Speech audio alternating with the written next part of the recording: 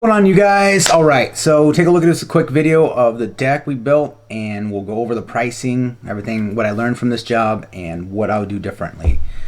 Throw in another picture here of a small job compared to it. It's just a $500, 40 square foot drywall job in a bathroom.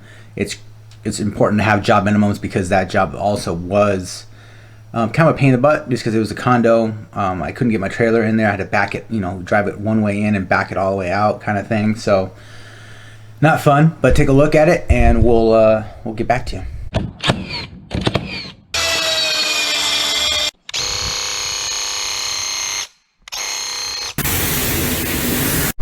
All right, 16 by 14 TimberTech composite decking, also composite around the 6x6 posts. Got 32 sides because there's 8 posts. We went 12-inch on center,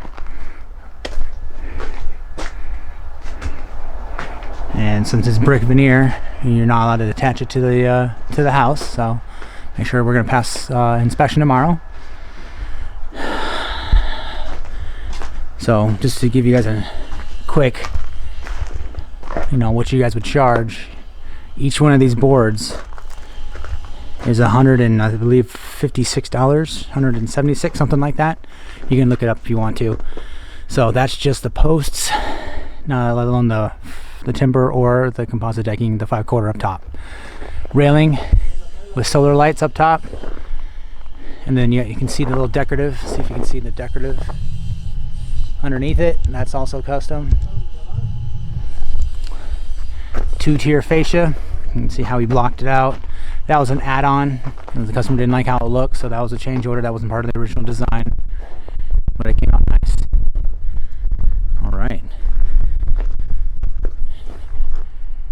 I like it. We are all done with this. And then what my guys are working on is the balcony way up there. That's the original leak. I don't know if you can see it. Way up there, they're tiling that. That's going over the kitchen. That's additional work as well. We are all done with this. All right, guys, that was it. Basically, we'll discuss it. The deck is only like 200 and I want to say 30 square feet, give or take. It's like 16 by 14, but you have the angles too. So, I mean, it's not that big of deck, but what made it expensive was the customer's choice in TimberTech composite, also with change orders, second tier fascias, basically the composite around the posts, and just basically getting to the job site. It's down the hill and everything like that. So my labor costs were a little higher on that one as well, or charges as well, as it composed to something that was just flat ground where I can get to it readily. But the main thing is change orders, because this was a customer designed deck, so there wasn't actually plans for this. So it was kind of like build it as you go, which I don't think I'll ever do again, just because there were so many variables and figuring stuff out, etc. So that cost us a little bit of extra time. So I didn't make what I wanted to make on this deck because of that. But again, it's a learning experience. I still made money, don't get me wrong, we still made money. But this deck ballooned, like, I think the original quote was around 16, something like that, thousand. It ballooned well over 20. I think it's into the 30,000s. So because the posts for the deck were not, the wrapping of the posts of the deck were not on there. Second tier fascia was not on there. The railing was different. Like solar lights up top were different, stuff like that. So, and then the permit for this deck is for what the customers paid was like $700 and some dollars.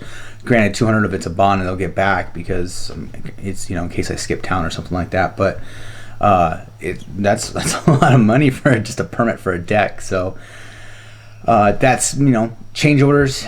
Always, if you're building deck, always having the lessons learned from this build was always have a final plan, customer approved final plan. So you can go basically straight off of it. That's exactly what you're doing. There's no figuring out. There's no customers coming out changing. I mean, that's no problem. Customers can come out and change anything they want to about their own house. There's a change order involved, and that's paid up front because it extends the time frame of your job, etc., etc.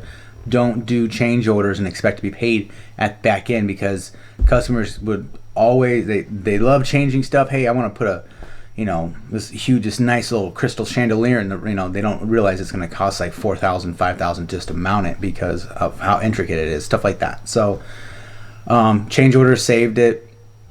Again, over $30,000 for this deck. It's not a large square footage deck, but it's definitely very robust. We built it 12, you know, 16 on center, but we went 12 inch on center, 2x10 treated, and then we blocked it. You guys saw how we blocked it. So it's you know, if it was my house, exactly how I built it as well.